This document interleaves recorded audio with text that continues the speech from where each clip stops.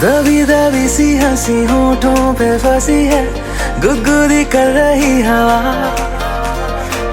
हल्ला मचा रही है पागल सी ख्वाहिशें, खुशियों की मिली है वजह। कुछ है जुनून सा, कुछ पागलपन है, सौ बातें करता ये बुद्धू सा मन है। कुछ है जुनून सा, कुछ पागलपन है, सौ बातें करता ये बुद्धू सा मन है।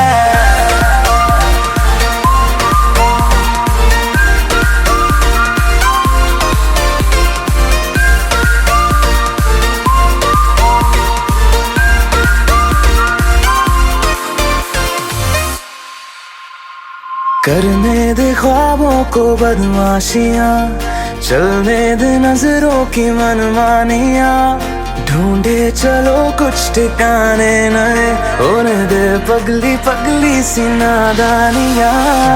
होश में रहना है क्यों, रहने से होगा क्या, बेहोशियों में है मजा, बचकानी हरकतें जो होती है होने दे, खुशियों की मिली है वजह। कुछ है जुनून सा, कुछ पागलपन है, सौ बातें करता ये बुद्धू सा मन है। कुछ है जुनून सा, कुछ पागलपन है, सौ बातें करता ये बुद्धू सा मन है।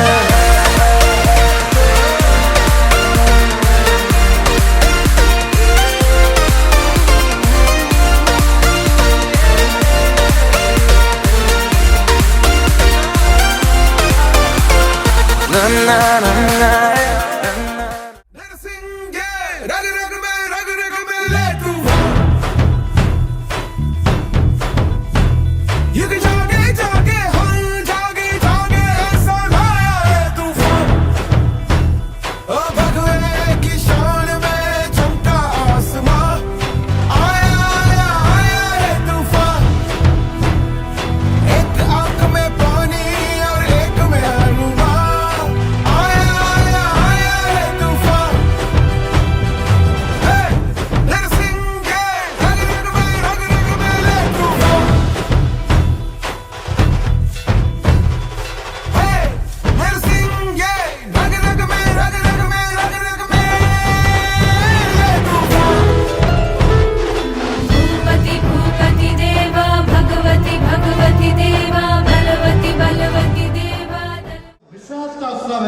जो पिछले 78 वर्षों से नेशनल चैंबर ने समाज और उद्योग जगत में अर्जित किया है। तो आइए खड़े होकर हम श्री महोदय का स्वागत करें। जोरदार अभिनंदन एवं स्वागत अपने साथी केशव भाई को। गौरवशाली इतिहास, वर्तमान उपलब्धियों और उज्जवल भविष्य का उत्सव है। मैं निवेदन कर रहा हूँ आज के मुख्य अतिथि आदरणीय ज्ञानेश कुमार जी एवं उनकी धर्मपत्नी श्रीमती अनुराधा कुमार जी और मंचासीन सभी हमारे नेशनल चैम्बर के पदाधिकारी कृपया करके दीप प्रज्वलन के लिए आगे आए। एक विनम्र निवेदन, और कृपया करके सभागार में जितने भी मेरे सब साथी खड़े हुए हैं उन सभी से निवेदन, नीचे करो प्लस। मैं भैया बहनों से निवेदन करूँगा कृपया करके दीप प्रज्वलन हो रहा है, आप मंत्र का उच्चारण करें। हमारे मुख्य अतिथि आज के इस कार्यक्रम का दीप प्रज्वलन करते हुए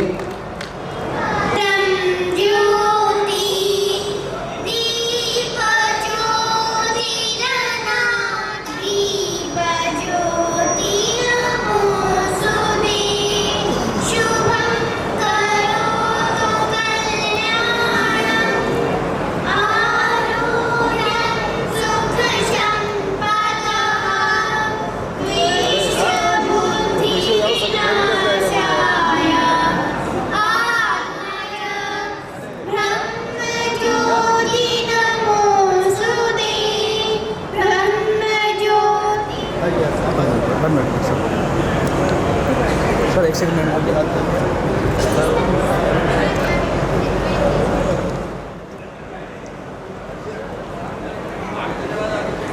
बाबा केशवदास सरस्वती से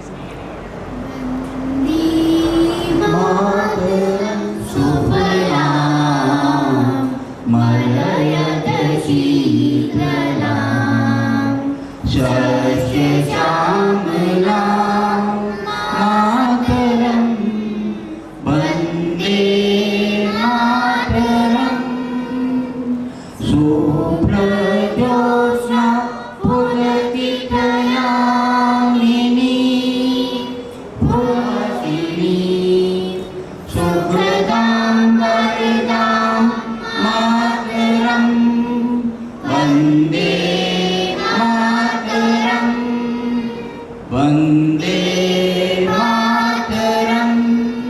भारत माता की। प्रहरी बनकर पूरे राष्ट्र का नेतृत्व कर रहा है। ऐसे भाई ज्ञानेश कुमार जो मुख्य चुनाव आयुक्त हैं, उनका स्वागत करने के लिए हम लोग तत्पर हैं। मैं अपने अध्यक्ष महोदय से अनुरोध कर रहा हूँ कि वो इसको इस श्रृंखला का शुरुआत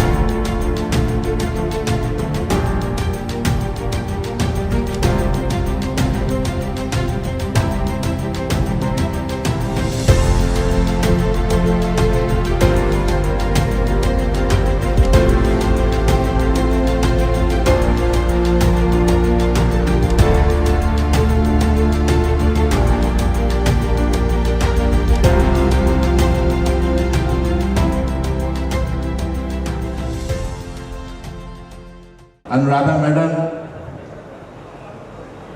हमारे सभी पदाधिकारी, सभागार में उपस्थित सभी विभागों के विभागाध्यक्ष, अतिथिगण, सम्मानित पूर्व अध्यक्ष और हमारे सभी सम्मानित सदस्य, मैं इस समारोह में आज स्थापना दिवस 78वें स्थापना दिवस के अवसर पर आप सब लोगों का स्वागत और अभिनंदन करता हूं। देश की आज़ादी के साथ अस्तित्व में आई national chamber of industries and commerce UP Agra की स्थापना सन 1949 में केवल 7 सदस्यों के द्वारा की गई थी, जो कि आज एक वट वृक्ष का रूप ले चुकी है। यह संस्था, जिसमें प्रत्यक्ष व अप्रत्यक्ष रूप से लगभग 2500 औद्योगिक संगठन व प्रतिष्ठान सदस्य के रूप में जुड़े हुए हैं। इस प्रकार यह संस्था पश्चिमी उत्तर प्रदेश में एक शीर्ष संस्था के रूप में स्थापित है। उद्योग और व्यापार के हित में निरंतर कार्य करते हुए देश की अर्थव्यवस्था में अहम भूमिका निभाते हुए 77 वर्ष पूर्ण कर चुकी है। मुझे बड़े हर्ष के साथ यह अनुभव हो रहा है कि चैम्बर का 78वां स्थापना दिवस हम सभी के प्रेरणा और मार्गदर्शन से इस संस्था को निरंतर लाभ मिलता रहेगा। आपके विचार और सुझाव निश्चित रूप से हमारे सदस्यों के लिए मार्गदर्शक व सिद्धांत का कार्य करेंगे। निराकरण किया गया है और एक 23 जुलाई को जो हमें माननीय सर्वोच्च न्यायालय से जो आदेश प्राप्त हुआ है, उसके तहत एक नई हम लोगों को विकास की किरण आगरा के लिए दिख रही है। इसके लिए हमारे आज के सभागार में बैठे हमारे उपायुक्त उद्योग हमारे बीच मौजूद हैं। मैं आपकी बहुत सराहना करता हूं कि जिस पॉजिटिव तरीके से आपने इस कार्य को एक बीड़ा उठाया है, और हमें बड़ी उम्मीद है हमारे आदरणीय मंडलायुक्त महोदय जो टीटीजेड चेयरमैन है, उन्होंने इतनी सख्त पैरवी सुप्रीम कोर्ट में माननीय अटॉर्नी जनरल को उद्योगों की तरफ से पैरवी के लिए, जो उद्योगों की पैरवी जो माननीय सर्वोच्च न्यायालय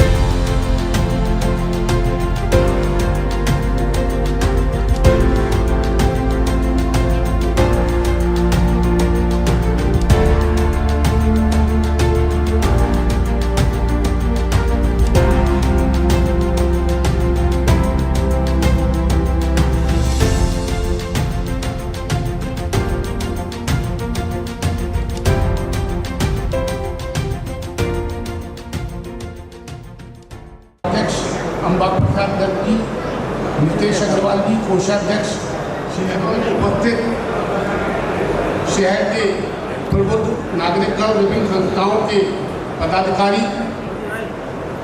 चैम्बर के पूर्व अध्यक्ष तथा इस गौरवमयी संस्था के 77 वर्ष पूर्ण करके आज 78वें वर्ष में प्रवेश कर रहा है, इसकी गौरवशाली स्वर्णिम गाथा बताने के लिए मुझे अवसर मिला है।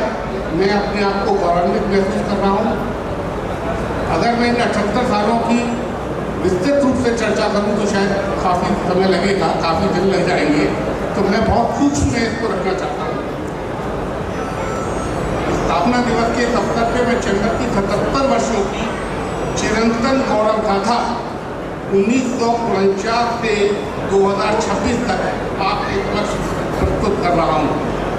हमारी स्थापना यानी हमारे नेशनल चैम्बर ऑफ इंडस्ट्रीज की स्थापना स्वतंत्रता के तुरंत बाद ये देश में औद्योगिक पुनर्निर्माण की राह पर था, तब आगरा के प्रबुद्ध जन उद्योगपतियों ने एक स्वप्न देखा।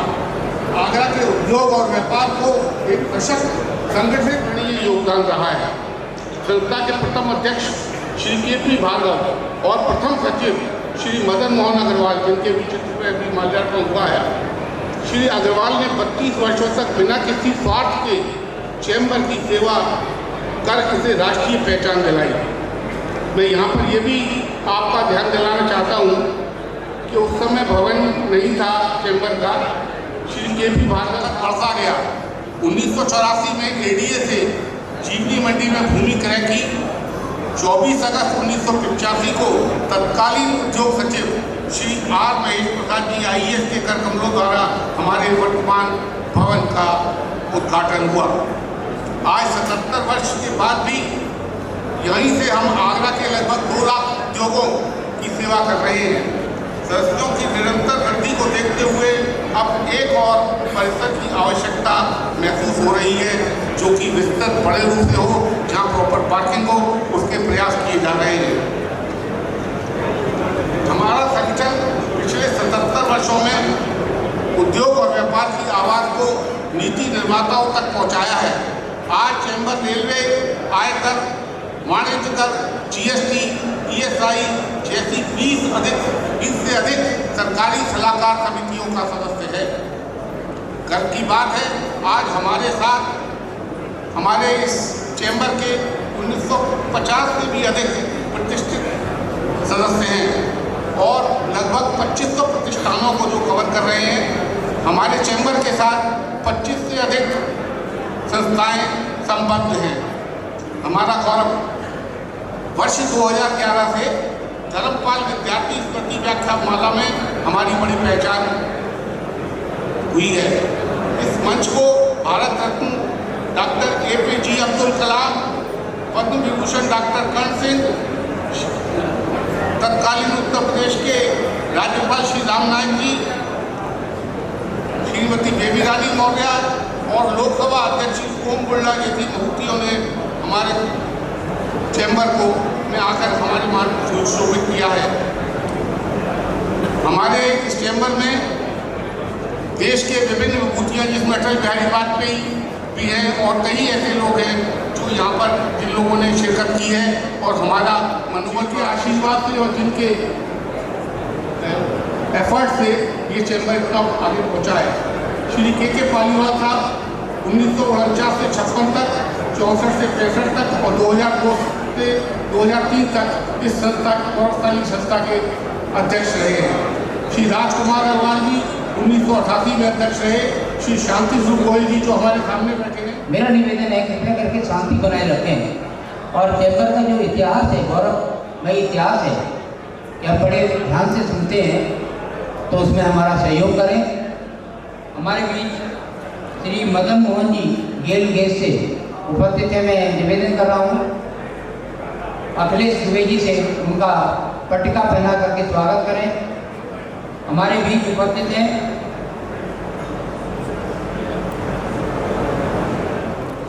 अनेक वर्षों तक संस्था को नई ऊंचाइयों तक पहुंचाने में उल्लेखनीय योगदान दिया है। उनके उत्कृष्ट नेतृत्व, समर्पण और सेवाओं के सम्मान में इस बार उन्हें लाइफ टाइम अचीवमेंट अवार्ड से सम्मानित किया जा रहा है। नेशनल चैम्बर के 78वें स्थापना दिवस के अवसर पर सम्मानित किए जा रहे पूर्व अध्यक्ष श्री भूपेश अग्रवाल जी का जन्म आगरा के एक प्रतिष्ठित अग्रवाल परिवार में हुआ। प्रारंभ से ही मेधावी रहे। श्री अग्रवाल इंटरमीडिएट परीक्षा में आगरा जनपद में प्रथम स्थान प्राप्त किया। उसके उपरांत उन्होंने देश की प्रतिष्ठित संस्थान IIT कानपुर से वर्ष 1983 में मैकेनिकल इंजीनियरिंग में डिग्री प्राप्त की।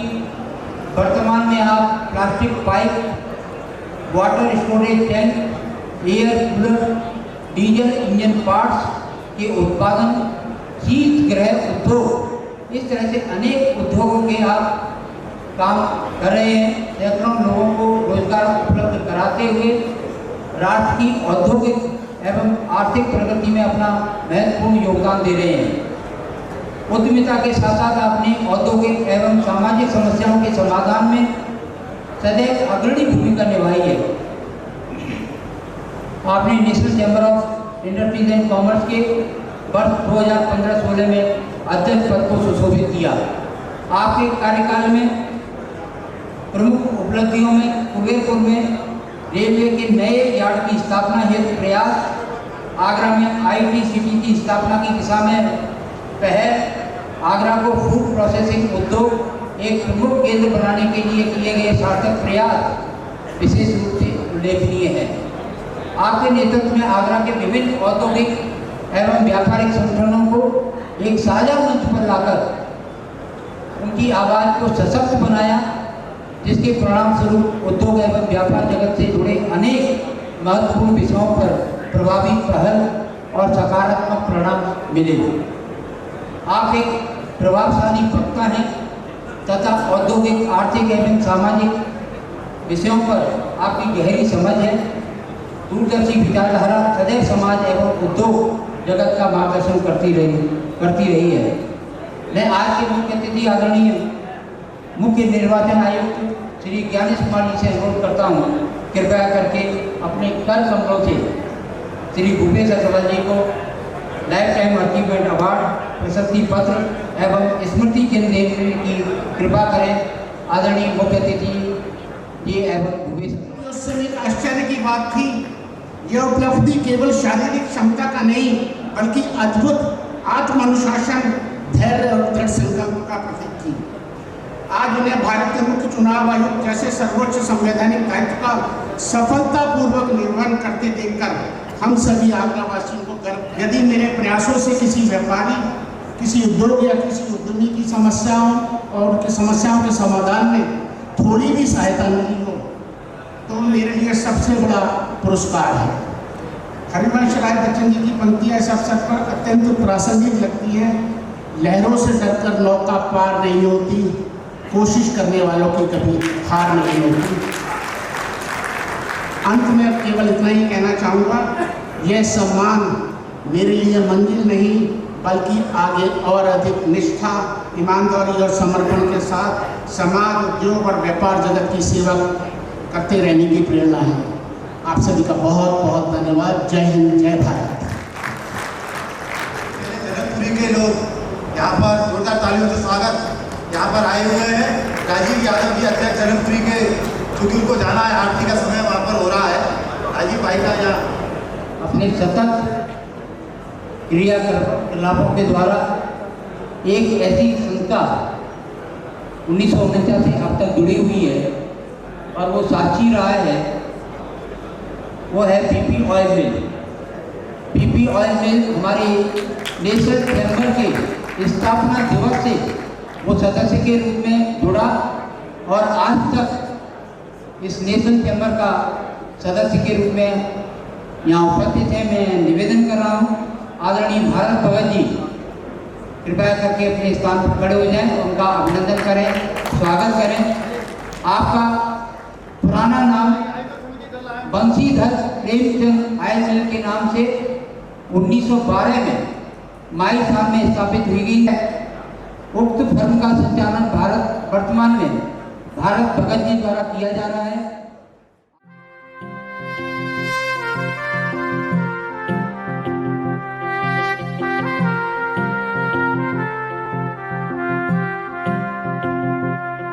आज दिल पे हाथ रख के ये कसम ले हम सभी, ना झुकेगा देश अपना, ना झुकेंगे हम कभी।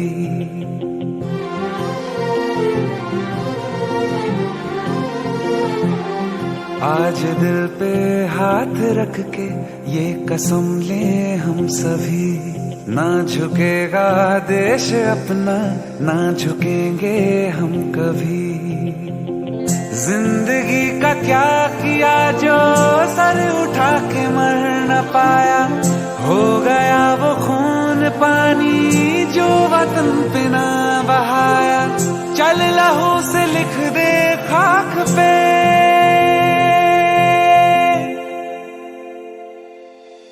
ऐ भारत माँ तेरी माटी तेरा देश पहले, दुनिया के सारे सुख पीछे है मेरा देश पहले। है तिरंगा शान अपनी, देंगे इस पे जान अपनी। जनगण मन अधिनायक जय हे तेरा संदेश पहले, दुनिया के सारे सुख पीछे है मेरा देश पहले।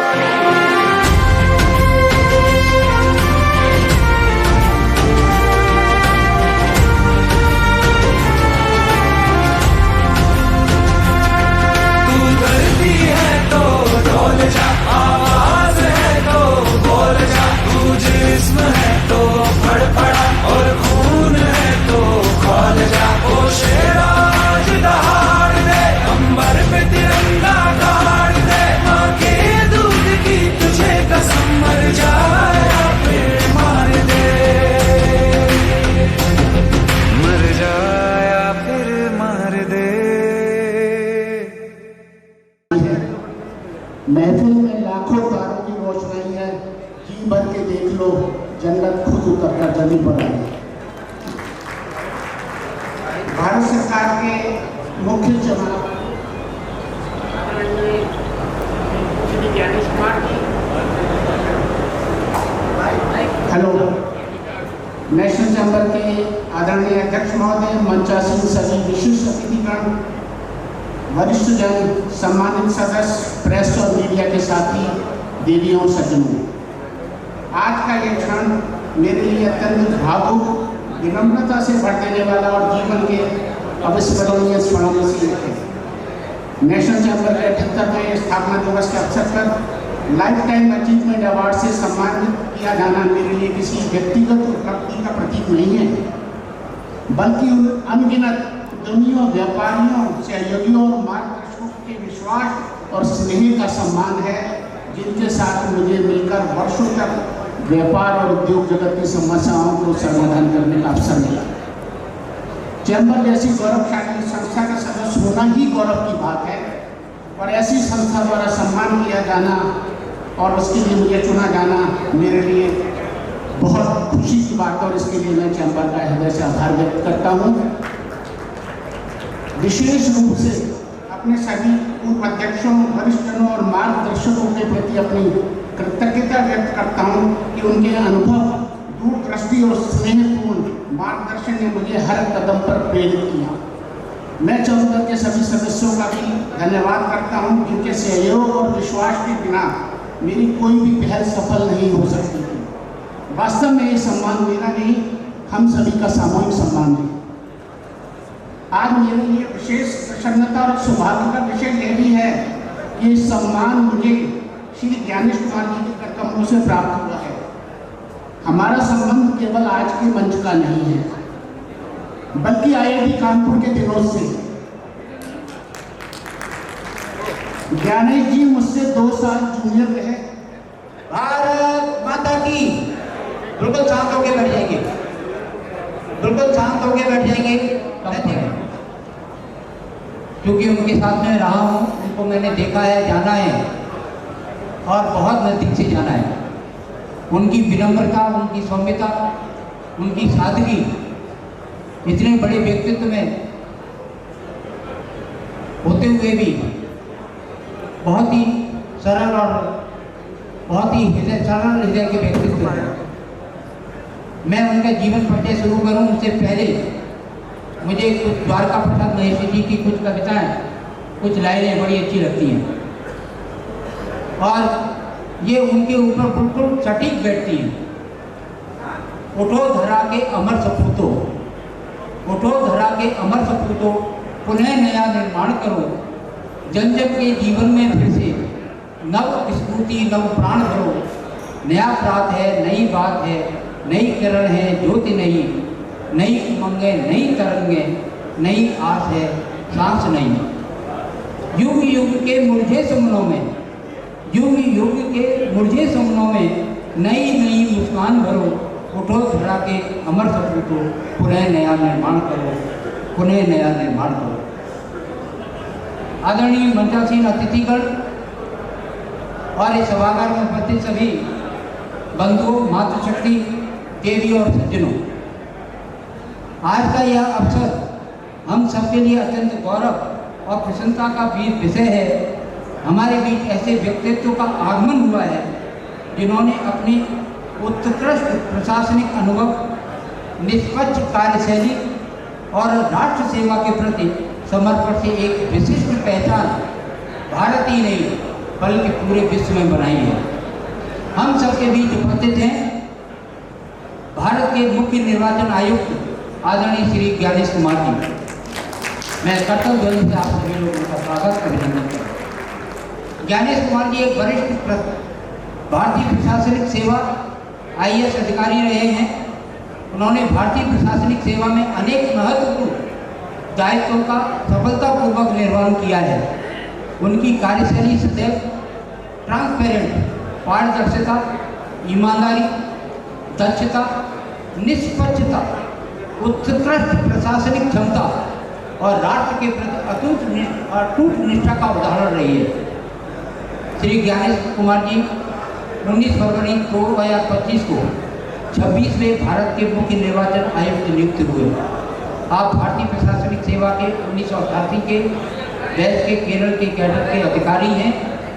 IIT कानपुर, जैसा कि भूपेश जी बता रहे थे, IIT कानपुर से सिविल इंजीनियरिंग में BTech पूरी करने के बाद ICFAI इंडिया से business finance, HID Harvard university USA से पर्यावरण, एनवायरनमेंट, अर्थशास्त्र का भी अध्ययन किया। और इतना ही नहीं, यूपी बोर्ड में 1979 में आपने यूपी बोर्ड के टॉपर रहे और उसके पश्चात 1981 में यूपी बोर्ड इंटरमीडिएट में भी आप टॉपर रहे। इसके बाद जैसे कि आदरणीय भूपेश जी बता रहे थे, तैराकी में और इत्यादि खेल प्रतियोगिता में भी आप अव्वल रहे हैं। आपने केरल सरकार में अडूर के सब कलेक्टर, केरल राज्य SC/ST विकास निगम के प्रबंधक निदेशक, कोची नगर के नगर पालिका के कमिश्नर, केरल राज्य में सहकारी बैंक के प्रबंधक निदेशक, अर्नाकुलम में जिला कलेक्टर, गोश्री आइलैंड में विकास प्राधिकरण के secretary, Trivandrum airport development society के प्रबंधक निदेशक और नई दिल्ली में केरला हाउस के कमिश्नर के रूप में आपने कार्य किया है। केरल सरकार में आप सेक्रेटरी के रूप में आपने वित्त संसाधन, फास्ट ट्रैक प्रोजेक्ट्स, लोक निर्माण विभाग, सरकारी कार्यक्रमों का आधुनिकीकरण और खाद्य नागरिक आपूर्ति, उपभोक्ता कार्य जैसे विविध कार्यों को आपने बखूबी संभाला है। भारत सरकार में आपको रक्षा मंत्रालय में जॉइंट सेक्रेटरी, गृह मंत्रालय में, होम मिनिस्ट्री में जॉइंट सेक्रेटरी और अपर सचिव, संसदीय कार्य मंत्रालय में सेक्रेटरी, सहकारिता मंत्रालय में सेक्रेटरी के पदों पर काम करने का आपको व्यापक अनुभव है।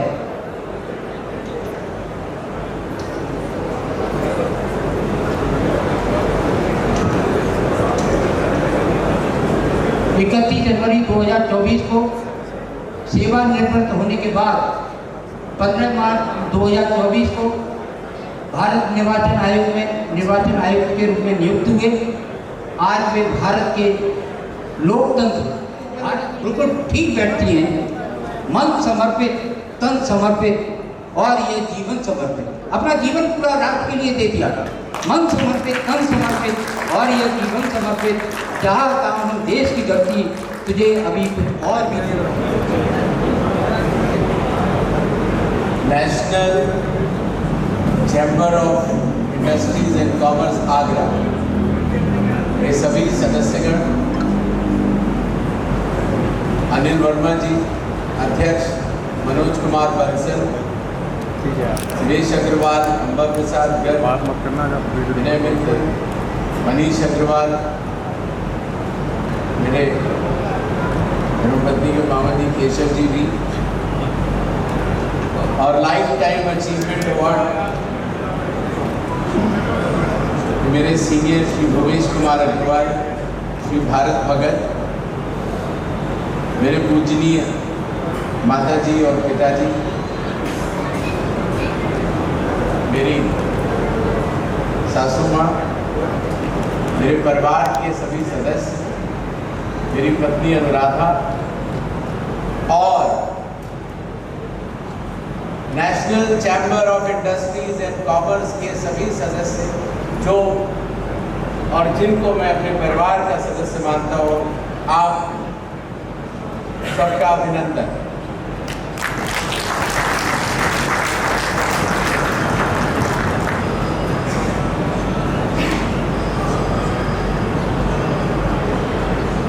नेशनल चैम्बर के जितने भी सदस्य हैं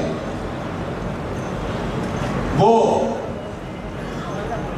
और उनको मैं आगरा का भविष्य मानता हूं।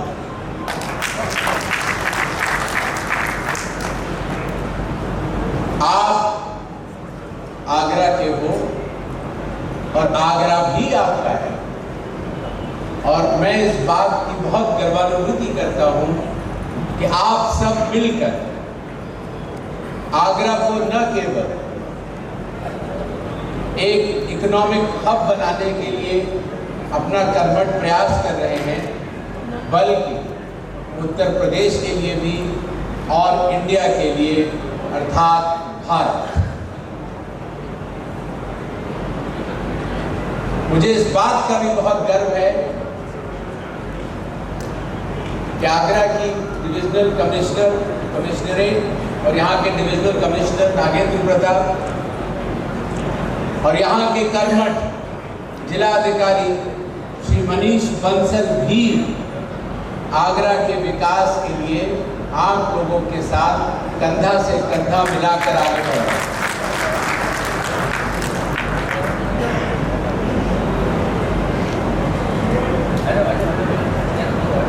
जब मैंने लाइफ टाइम अवार्ड दिया था भूपेश जी को, तो कुछ यादें आई।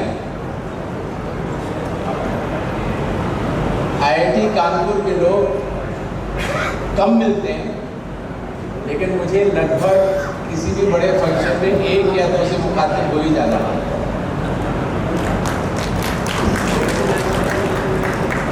आपको एक कहानी सुनाता हूं। एक बार जब IIT कानपुर से हम निकले, भूपेश जी पहले ग्रेजुएट करके हो, तो हम लोगों ने, वो समय था 1985, और उस समय ऐसा माना जाता था कि अगर आप अमेरिका पढ़ने के लिए जाते हैं तो वो एक कैरियर के लिए एक अच्छा रास्ता होगा। नतीजा, हमने भी सभी लोगों की तरह से डिमांड दिया और हमें भी अमेरिका की यूनिवर्सिटी से स्कॉलरशिप मिली। सिर्फ 2 लोग को मिली थी IIT कानपुर से। सारे इंतजाम हो गए, पिताजी लखनऊ में पोस्टेड थे। सुबह वहां से गोमती चलती है, 2 या 3 बजे दिल्ली आती है और शाम की फ्लाइट से हमको अमेरिका निकल जाए। वक्त का तकाजा देखिए, शायद मुझे इतने वर्षों बाद इस फंक्शन में आना था, इसीलिए जो होना था वो हुआ। मैं जब सुबह उठा मेरा भाई भी यहाँ पे डिप्टी कमिश्नर रह चुका है कस्टम्स का। मेरी एक बहन भी है जो कि मध्य प्रदेश में है।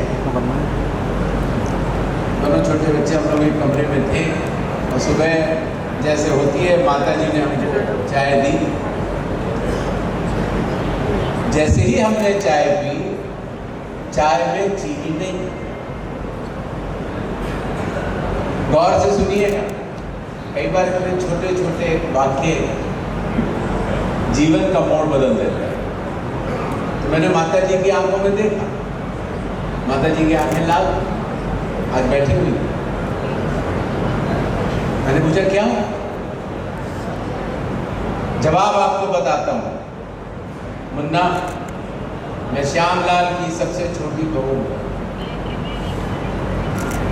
अंग्रेजों के अंडर में काम करना, मैं तुम्हारे रास्ते नहीं आऊंगी, तुम अमेरिका जा सकते हो, लेकिन एक बात हम साफ बतला रहे हैं, न तो मैं आ पाऊंगी अमेरिका, न डॉक्टर साहब आएंगे और न बच्चे आ पाएंगे। उस जमाने में शायद आप लोग को उसको पता होगा, 1985 में $1 35 रुपए का होता था। IIT कानपुर से निकलने के बाद तनख्वाह 1800 रुपए की मिलती थी और मुझे स्कॉलरशिप मिली थी $1800 प्लस टीचिंग फेलोशिप। जब माता जी ने ये बात कह दी, पिताजी नाराज हो गए। माता जी मुझसे नहीं, उन्होंने कहा बच्चे का कैरियर है, कहाँ इस समय इमोशनल बात कर रही हैं आप। खैर मैं जल्दी जाओ, ज्ञान तैयार हो के आओ, नीचे रिक्शा भी है, स्कूटर भी है, बहुत ही छूट जाएगा। हम नहाने गए, आजकल का ज़माना फर्क है। नहाने गए, हमने फैसला कर लिया कि हम नहीं जा रहे हैं। जब परवाही नहीं रहेगा तो फिर वहाँ जाके करेंगे। बाहर निकले, लेकिन पिताजी को कैसे कहा जाए? आजकल का ज़माना अलग है। पहले ज़माने में पिताजी को कोई बात कहने के लिए थोड़ा सा जरा हिम्मत बांधनी पड़ती। तो हमने हिम्मत बांधी, हमने कहा पापा एक बात है, जल्दी बोलो, ट्रेन छूट जाएगी।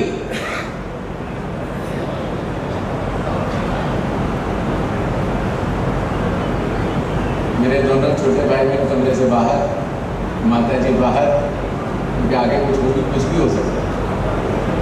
मैंने कहा बेटा पापा जी हम नहीं जा रहे। हिम्मत करके हमने बोली। पिताजी बहुत नाराज भी हुए, मेरे ऊपर नहीं, माता जी को। तुमने जो है पूरा जो है इमोशनल कर दिया और ये हुए। पिताजी नाराज हो गए, अस्पताल चले गए। मेरे भाई बहन जो है दौड़ के अपना स्कूल चले गए। माता जी कहने लगी इतनी छोटी सी बात की ज्ञान, मैंने तो ऐसे ही कह दिया था, तुमने इतना बड़ा फैसला कैसे किया? खैर जो होना था वो हुआ।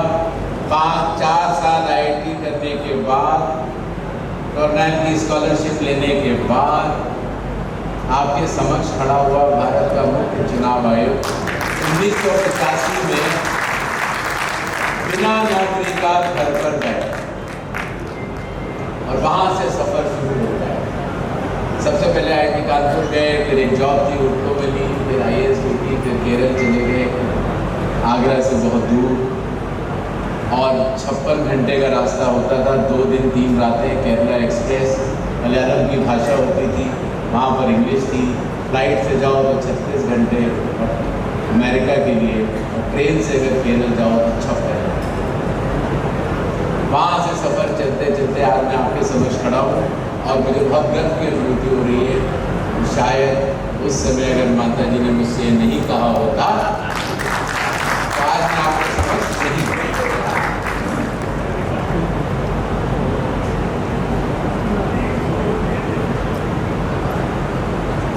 केशव मामा जी ने एक बात कही पिक्चरों के बारे में, अपने आप को नहीं कहना चाहिए, लेकिन चूँकि आगरा का हूँ और आपको परिवार का मानता हूँ, कोई प्रोटोकॉल की ऐसी बात नहीं है, तो मैं अपने दिल की बात साफ ही कह देता हूँ।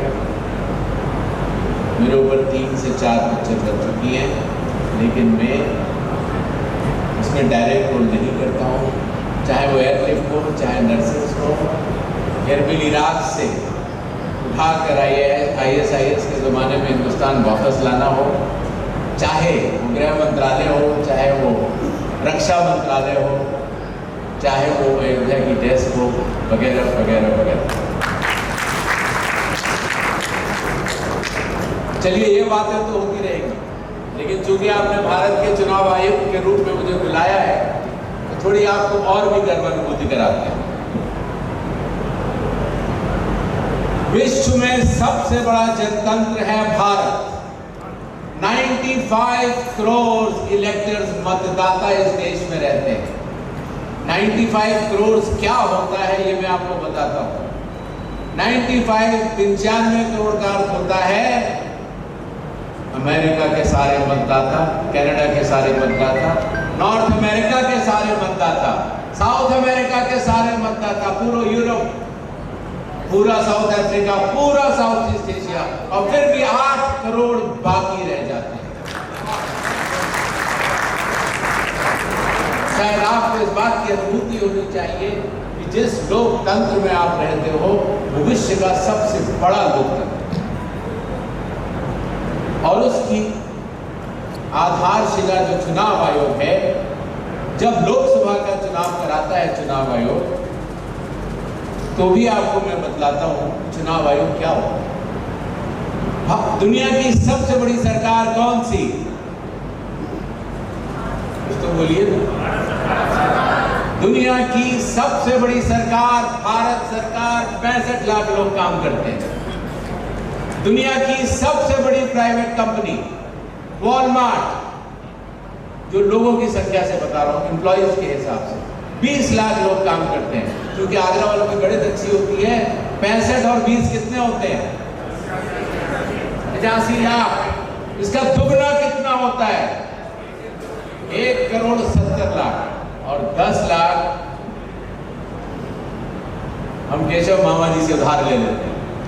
जब लोकसभा का चुनाव हम कराते हैं तो चुनाव आयोग के अधीन 1 करोड़ 80 लाख लोग काम करते हैं, और चुनाव आयोग विश्व की सबसे बड़ी संस्था है। 1 करोड़ 80 लाख लोगों से संवाद कैसे? ये विषय है ना, 1 करोड़ 80 लाख की बात हो रही है। उसके लिए सबसे पहले इसी वर्ष हमने एक ECI नेट का सॉफ्टवेयर बनाया। अगर आपके मोबाइल पे नहीं हो तो उसको जरूर डाउनलोड कर लीजिए। चुनाव आयोग की हर इंफॉर्मेशन, हर डेटा 1951 से लेके आज तक आगामी चुनाव, जो चुनाव चल रहे हैं उनके विवरण सारे आपको उसमें मिलते हैं। और भारत में इसके आज की तारीख में 12 करोड़ डाउनलोड हो चुके हैं। 12 lakh booth, 800 collector, 36 chief electoral officers, 4123 SDN, 60 lakh polling agent, पूरे देश के सारे पुलिसकर्मी, इन सब से संवाद करने का मेरा डायरेक्ट मेथड भी है, और वो है ECI नेट। और आपको मैं इसलिए बोल रहा हूँ आपको डाउनलोड करना चाहिए कि आपको लगेगा कि न केवल चुनाव आयोग भारत में ही बल्कि विश्व में भी इस बात के लिए जाना जाता है, इतनी बड़ी न कोई संस्था है और न शायद उतनी बड़ी कोई संस्था होगी। भारत के चुनाव संविधान, चुनावी कानून और चुनाव आयोग के निर्देशों के तहत ही होते हैं। न राइट न लेफ्ट, कोई गलती नहीं कर सकता है, और अगर कोई गलती करता है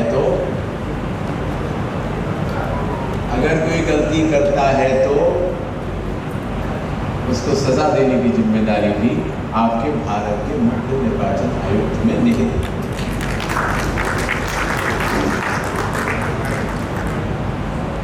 आपको ये जानकर अचरज होगा कि जो मतदाता सूची का काफी विवरण आपने पढ़ा होगा, SIR याद है? मतदाता सूची भारत में 12 लाख बूथ लेवल ऑफिसर्स बनाते हैं। कितने लाख? और मतदाता सूची प्रकाशित होने से पहले उसका कॉन्करेंट ऑडिट कौन करता है?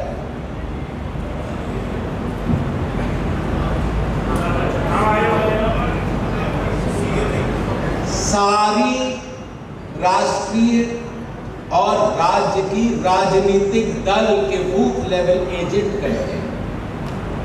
ये बताना आपको इसलिए आवश्यक है कि जब आप लोग नैरेटिव देखते हो ना, तो आपको पता होना चाहिए कि जब वो सूची प्रकाशित होती है तो उस पर न केवल सरकारी कर्मचारी बूथ लेवल ऑफिसर के दस्तखत होते हैं, बल्कि उसका पूर्व ऑडिट, कॉन्करेंट ऑडिट सभी राजनीतिक दल करते हैं और उसी के बाद मतदाता सूची प्रकाशित होती है।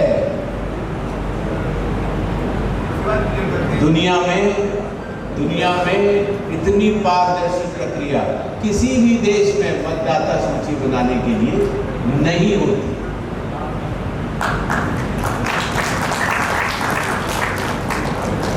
इसी तरीके से आप लोग वोट डालने जाते हो ना? नहीं जाते हो तो जरूर जाना है ना। जब आप वोट डालने जाते हो, मतदान केंद्र में जब आप जाते हो, तो मतदान केंद्र में वोटिंग से पहले मॉक कॉल होता है, वोटिंग होती है, ईवीएम खुलती है, ईवीएम बंद होती है, सील होती है, और इसका कॉन्करेंट ऑडिट कौन करता है? पोलिंग एजेंट कौन नामित करता है? जो कैंडिडेट चुनाव में खड़े होते हैं वो। तो हर कैंडिडेट का पोलिंग एजेंट सबसे पहले मशीन को उसी के सामने खुलती है, वो दस्तखत करता है, पहले वो मॉक कॉल करके देखता है कि आंकड़े सही आ रहे हैं कि नहीं आ रहे, कौन सा बटन कितनी बार दबाया, आंकड़े सही है कि नहीं है।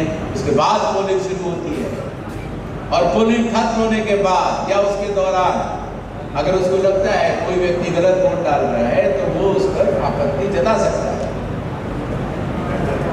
और जब पोलिंग खत्म हो जाती है तो उसके बाद आपकी इलेक्ट्रॉनिक वोटिंग मशीन सील होती है, और सील पर किसके दस्तखत होते हैं? Polling agent. इससे ज्यादा पारदर्शी पोलिंग दुनिया के किसी भी देश में नहीं होती। इसी तरीके से काउंटिंग 3 भाग होते हैं। जब काउंटिंग होती है तो वही मशीन खुलती है, कैंडिडेट के काउंटिंग एजेंट आते हैं और वो देखते हैं साहब हमारे दस्तखत थे ना, ठीक है साहब, दस्तखत होते हैं, फिर वो खुलती है। खुलने के बाद बताया जाता है कि देखो भैया इतने वोट पड़े हैं। जब उतने ही वोट बराबर मिलान हो जाता है तब वो मशीन का दूसरा बटन दबता है और ये बताया जाता है किस आदमी को कितने वोट मिले। लेकिन रिजल्ट डिक्लेयर होने से पहले हर काउंटिंग एजेंट को दस्तखत करना ही पड़ता है। और काउंटिंग एजेंट कौन नामित करता है? कैंडिडेट। उसी के बाद रिजल्ट। पूरी विश्व में इस बात की चर्चा होती है कि भारत के चुनाव जैसी पारदर्शी कोई प्रक्रिया, और इसका नतीजा क्या है? इसका नतीजा ये है कि आज आपके अपने आगरा का निवासी और भारत का मुख्य निर्वाचन आयुक्त ज्ञानेश कुमार विश्व की सबसे बड़ी 35 लोकतंत्रों की संस्था का चेयरमैन भी है। भारत की बात नहीं हो रही।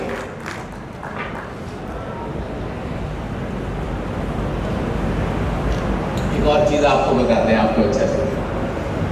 हमारे मुख्य चुनाव आयोग बनने के बाद 6 चुनाव बड़े चुनाव। सबसे पहला चुनाव हुआ बिहार की पोलिंग परसेंटेज हुई। पोलिंग परसेंटेज की पता है इंपॉर्टेंस क्या है? अगर 100 मतदाता हैं और पोलिंग परसेंटेज ज्यादा होती है, इसका अर्थ ये है कि मतदाताओं को चुनाव अच्छा भी लग रहा है और चुनाव आयोग पर विश्वास नहीं। अगर विश्वास नहीं होगा तो आप वोट डालने जाओगे? हाँ कि ना? पोलिंग परसेंटेज जब ज्यादा होती है तो ये माना जाता है कि चुनाव आयोग की विश्वसनीयता मतदाताओं के मध्य जाती है। जब बिहार में भी उनकी विधानसभा के चुनाव हुए, आजादी से लेके आज तक की सबसे ज्यादा मतदान प्रतिशत रहा और वो था 67.25%। अमेरिका में पता है कितनी पोलिंग होती है? क्या परसेंट है? 63%। अमेरिका में 63% और बिहार में 67%। लोकतंत्र कहां मजबूत है? बिहार।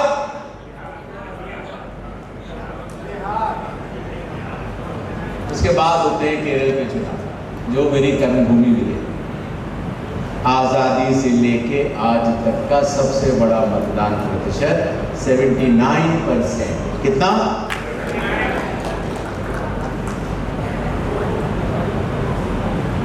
तमिलनाडु, आजादी से लेके आज तक तमिलनाडु का सबसे बड़ा मतदान प्रतिशत 86%। पुदुचेरी, आजादी से लेके आज तक का सबसे बड़ा मतदान प्रतिशत उनका रहा 91%।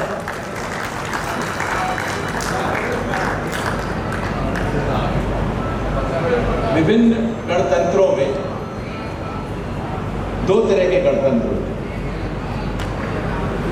एक जहां मतदान कंपल्सरी होता है, अनिवार्य होता है, अगर आप नहीं करते हो तो फाइन देना पड़ता है। कुछ देशों में फाइन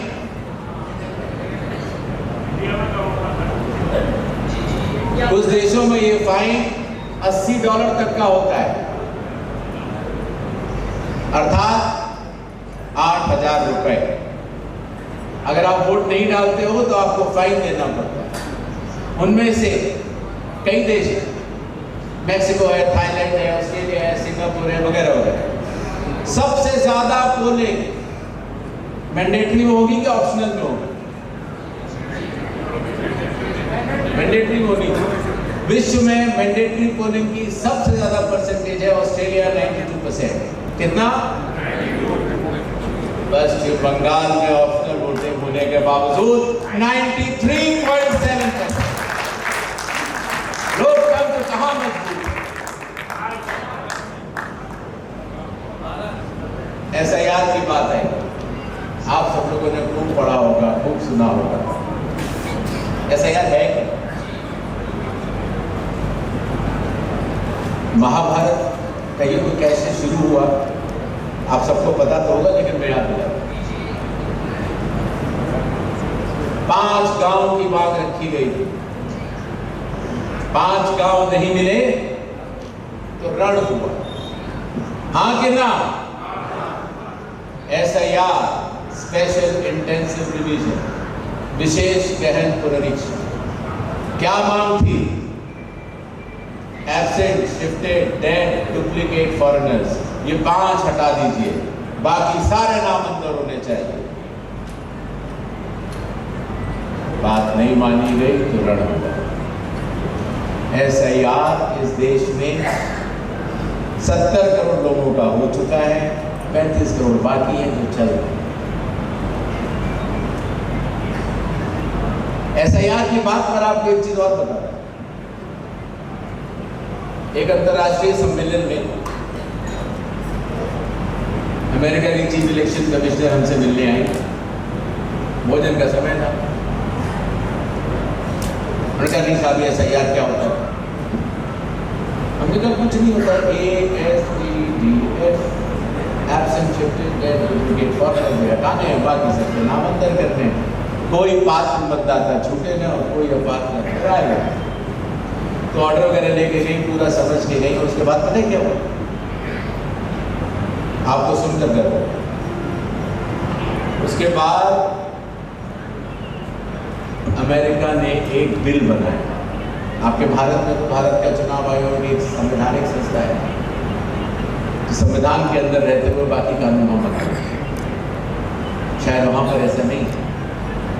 तो एक बिल बनाया और उस बिल का नाम था, हिंदी में बोलता हूं, अमेरिका बचाओ कानून। इंग्लिश में बोलता हूं, US save act, US save act, save को बताता हूं, safeguard American voter eligibility act. और उस एक्ट में क्या था? सिर्फ अमेरिका के नागरिक ही अमेरिका में वोट कर सकते हैं। और दूसरा, वोट डालने के लिए फोटो आईडी की आवश्यकता है। वहां के हाउस ऑफ रिप्रेजेंटेटिव्स में वो बिल पास हो गया, लेकिन सीनेट से अभी तक पास नहीं हुआ और हमारा एसआईआर समाप्त होने को आया।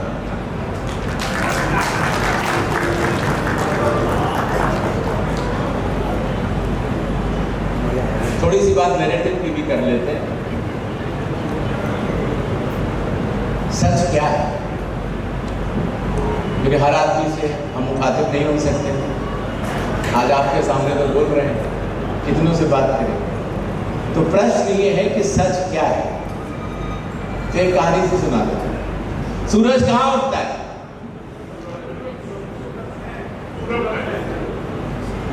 No news. सूरज अगर पूरब में उगता है, क्या ये खबर है? क्या खबर है कि नहीं? तो अगर सूरज को पश्चिम में उगाया जाए तभी ना खबर बनेगी, हाँ कि ना?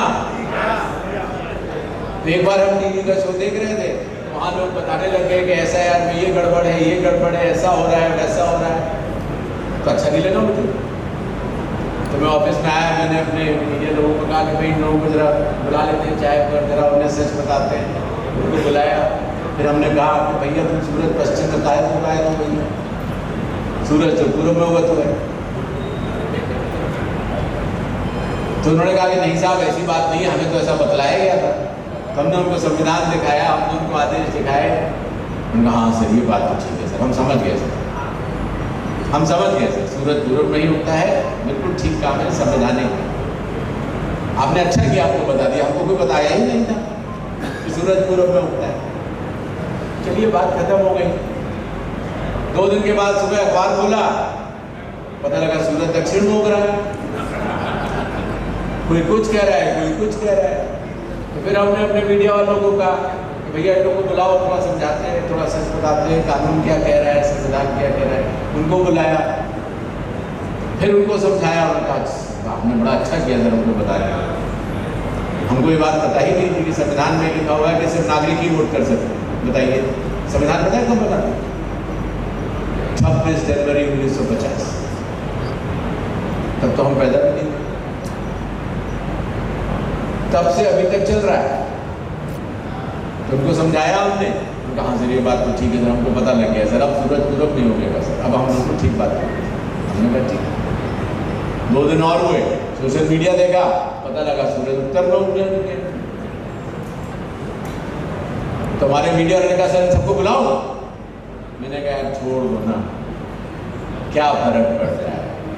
जो मतदाता है उसको पता है कि सूरज पूरब है।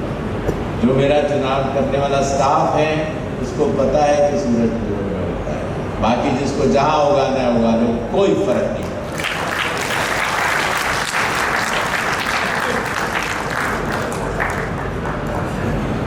इन्हीं छोटे शब्दों के साथ आप सबके मध्य आकर मुझे बहुत अच्छा लगा और आप सबका प्यार। वैसे तो व्यस्तता रहती है और कार्य भी बहुत रहते हैं, लेकिन आगरा एक ऐसी जगह है जो मेरे माताजी और पिताजी दोनों की कर्मभूमि है।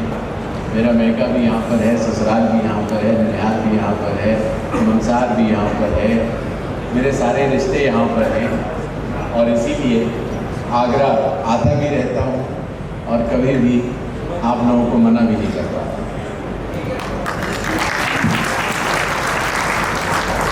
छोटे शब्दों के साथ आगरा के लिए कभी भी कोई भी बात हो, वैसे तो मनीष बंसल जी यहाँ हैं, वो यहाँ के जिलाधिकारी भी हैं और बड़े प्रकट ऑफिसर भी हैं।